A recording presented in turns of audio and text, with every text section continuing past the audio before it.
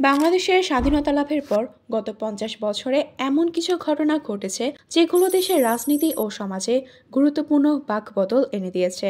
রাষ্ট্র গঠনের পর রাজনৈতিক হত্যা, সামরিক অভ্যুত্থান, ক্ষমতা দখল, নির্বাচনী সহিংসতা সহ ঘটে যাওয়া নানা ঘটনার ইতিবাচক ও নেতিবাচক দুই ধরনের প্রভাবই রয়েছে। তবে ২০১৩ থেকে ২০২৫ সাল অবধি দেশে ঘটে যাওয়া নানা ঘটনার মধ্যে একটা জায়গায় কাকতালীয় মিল খুঁজে পাওয়া যায়, আর তা হলো ক্যালেন্ডারের ৫ তারিখ। জেনে নেওয়া যাক এই সময়ের মধ্যে যেসব ঘটনা গভীর দাগ কেটেছে, জানবো আজকের ভিডিওতে। চলুন শুরু করা যাক। ৫ই ফেব্রুয়ারি ২০১৩ গণজাগরণ মঞ্চ। বাংলাদেশে যেসব আন্দোলন হয়েছে সেগুলোর মধ্যে শাহবাগের গণজাগরণ মঞ্চ আলোচিত, সমালোচিত এবং বিতর্কিত একটি নাম। ২০১৩ সালের ৫ই ফেব্রুয়ারি যুদ্ধাপরাধীদের ফাঁসির দাবিতে ওই আন্দোলন শুরু হয়েছিল। কিছু অনলাইন অ্যাক্টিভিস্ট এ আন্দোলন শুরু করলেও খুব দ্রুত এটি রাজনৈতিক মাত্রা পায়। ২০১৩ সালের ৫ই ফেব্রুয়ারির সকালে যুদ্ধাপরাধের অভিযোগে জামায়াতে ইসলামী নেতা আব্দুল কাদের মোল্লাকে আন্তর্জাতিক অপরাধ ট্রাইব্যুনালে যাবজ্জীবন কারাদণ্ড দেন। এই রায়ে সন্তুষ্ট না হয়ে কাদের মোল্লার ফাঁসির দাবিতে সেদিন বিকালে ডাক্তার ইমরান এইচ সরকারের নেতৃত্বে অনলাইন অ্যাক্টিভিস্টরা শাহবাগে জড়ো হয়ে তীব্র আন্দোলন গড়ে তোলেন। যদিও সে আন্দোলনের নেতৃত্ব নিয়ে বিতর্কের সৃষ্টি হয়। তৎকালীন আওয়ামী লীগ সরকার সমর্থন দিলেও পরে তাদের সঙ্গেও মতবিরোধ তৈরি হয়। ৫ই মে ২০১৩ শাপলা চত্বরে হেফাজতে ইসলামের কর্মসূচি। ঢাকার শাপলা চত্বরে অবস্থান নিয়ে আলোচনায় এসেছিল কওমি মাদ্রাসা ভিত্তিক সংগঠন হেফাজতে ইসলাম।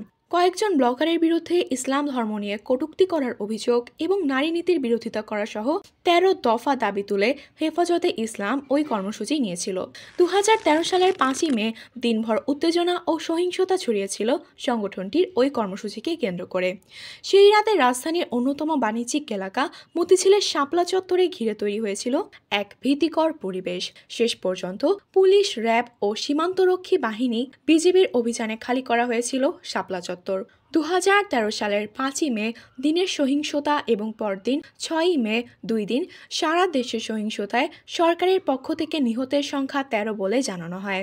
অন্যদিকে মানবাধিকার সংগঠন অধিকার নিরাপত্তা বাহিনী দ্বারা সংগঠিত সেই নির্বিচারে হত্যাযজ্ঞের একটি তথ্যানুসন্ধান মিশন পরিচালনা করে এবং ৬১ জন নিহত হয়েছে বলে দাবি করে একটি প্রতিবেদন প্রকাশ করে।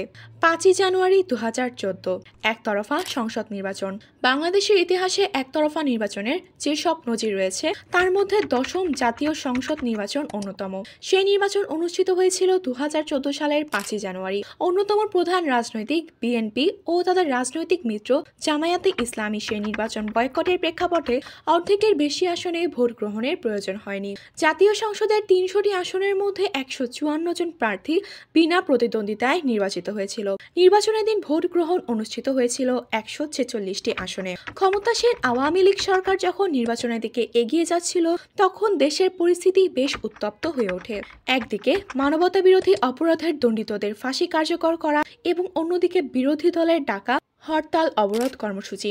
নির্বাচনের ১০ দিন আগে সেনাবাহিনী মোতায়েন করা হয়েছিল।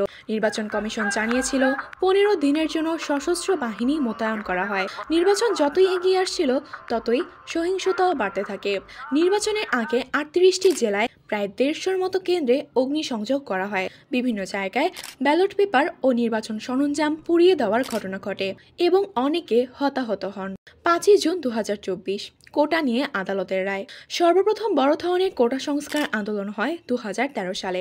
এরপর ২০১৮ সালে আন্দোলনের পর আন্দোলনকারীদের পক্ষে পরিপত্র ঘোষণা করা হয়, কিন্তু হাইকোর্ট কর্তৃক এই পরিপত্রটি অবৈধ ঘোষণা করায় ২০২৪ সালে পুনরায় আন্দোলন শুরু হয়। প্রতিবার আন্দোলনের সময় বাংলাদেশ পুলিশ ও ছাত্রলীগ কর্তৃক শিক্ষার্থীদের উপর প্রাণঘাতী হামলা চালানো হয়। এবার আন্দোলন শুরু হয় গত ৫ই জুন। মুক্তিযোদ্ধার পরিবারের পক্ষ হতে আবেদনের পরিপ্রেক্ষিতে হাইকোর্ট সরকারি দপ্তর, স্বায়ত্তশাসিত ও আধা স্বায়ত্তশাসিত প্রতিষ্ঠান এবং বিভিন্ন কর্পোরেশনের চাকরিতে সরাসরি নিয়োগের ক্ষেত্রে মুক্তিযোদ্ধা কোটা বাতিলের পরিপত্র অবৈধ ঘোষণা করে রায় দেন। এরই প্রতিক্রিয়ায় ৬টি বিশ্ববিদ্যালয়ের শিক্ষার্থীরা বিক্ষোভ শুরু করে। ঢাকায় শিক্ষার্থীরা ঢাকা বিশ্ববিদ্যালয়ের কেন্দ্রীয় গ্রন্থাগারের সামনে জড়ো হন এবং শহীদ মিনারে একটি সংক্ষিপ্ত সমাবেশ করেন। ২ থেকে ৬ জুলাই ঢাকা বিশ্ববিদ্যালয়ের শিক্ষার্থীরা বৈষম্য বিরোধী ছাত্র আন্দোলনের ব্যানারে সংগঠিত হয় এবং সরকারি চাকরিতে কোটা পদ্ধতি বাতিল করে ২০১৮ সালের সরকারি বিজ্ঞপ্তি পুনর্বহালের দাবিতে টিএসসি এলাকায় একটি বিক্ষোভ সমাবেশ করেন। পরের কয়েকদিন দেশের অন্যান্য অংশে বিক্ষোভ ছড়িয়ে পড়ে। ঢাকা বিশ্ববিদ্যালয় থেকে জাহাঙ্গীরনগর বিশ্ববিদ্যালয়, জগন্নাথ বিশ্ববিদ্যালয়, বাংলাদেশ কৃষি বিশ্ববিদ্যালয়, বরিশাল বিশ্ববিদ্যালয়, চট্টগ্রাম বিশ্ববিদ্যালয় পর্যন্ত শিক্ষার্থীরা তাদের ক্যাম্পাস ও এর আশেপাশে মিছিল সমাবেশ করে। পরে ৪ জুলাই সুপ্রিম কোর্টের আপিল বিভাগ ৫ জুন দেওয়া হাইকোর্টের রায় বহাল রাখার সিদ্ধান্ত নেন। পরদিন ৬ জুলাই শিক্ষার্থীরা বাংলা ব্লকেট কর্মসূচির ডাক দেন। ৭ জুলাই শিক্ষার্থীদের বিক্ষোভ কর্মসূচির কারণে ঢাকা শহর স্থবির হয়ে যায়। এদিন ৬টির বেশি ব্যস্ত সড়ক অবরোধ করে শিক্ষার্থীরা।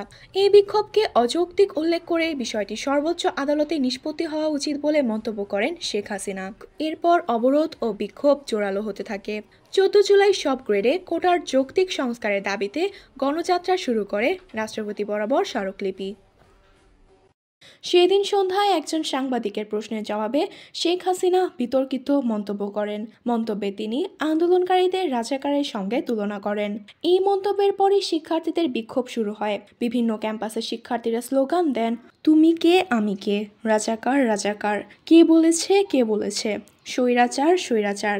১৬ জুলাই ঢাকা, চট্টগ্রাম ও রংপুরে ক্ষমতাসীন দলের নেতাকর্মী ও আইন শৃঙ্খলা বাহিনীর সঙ্গে আন্দোলনরত শিক্ষার্থীদের সংঘর্ষে অন্তত ৬ জন নিহত হয়। সব বিশ্ববিদ্যালয়, কলেজ ও মাধ্যমিক বিদ্যালয়ে অনির্দিষ্টকালের জন্য বন্ধ ঘোষণা করা হয় এবং শিক্ষার্থীদের হল খালি করতে বলা হয়।